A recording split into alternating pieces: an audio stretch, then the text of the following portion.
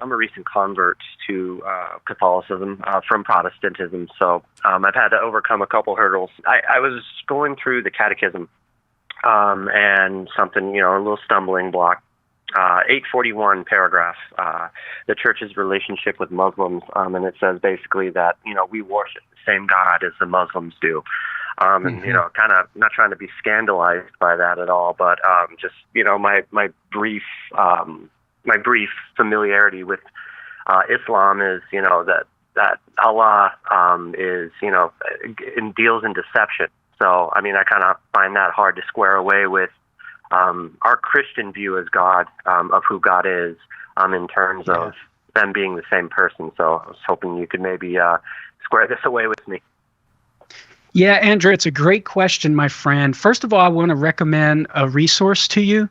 A philosopher by the name of Ed Feser has an article online that I found was very helpful and very well written and clear, and it's entitled Christians, Muslims, and the Reference of God. And I think he does a good job articulating the church's position here.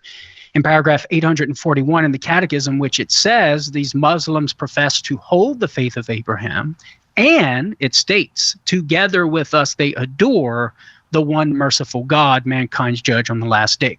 And so there you have the church making a judgment that the reasonable or philosophical knowledge that Muslims have of God as the infinite reality, creator of heaven and earth, is sufficient such that they are directing worship to the proper object, to the same object, that reality to which we as Christians direct worship, even though they get many things wrong about that same reality to which they are directing worship.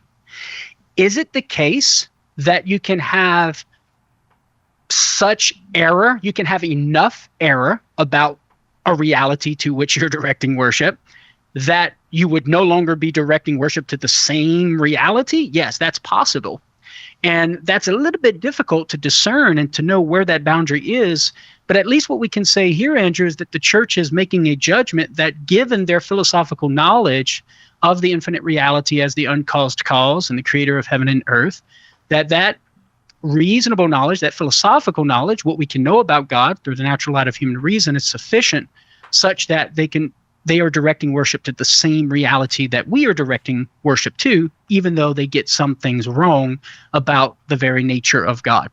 And so that's what I would say about that. Again, I would recommend Dr. Feser's article where he does a really good job articulating sort of what constitutes enough error to where you're no longer referring to the same person, and a sufficient enough knowledge, a sufficient amount of knowledge, even though it's mixed with error, such that you would still be referring to the same person.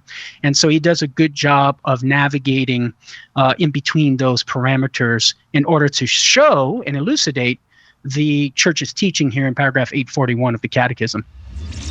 Hey, thanks for watching. If you like this Catholic Answer, be sure to like, subscribe, and check out our live streams Monday through Friday, 3 to 5 p.m. Pacific. Or find the episode after on YouTube, your favorite podcast platform, or our Catholic Answers app.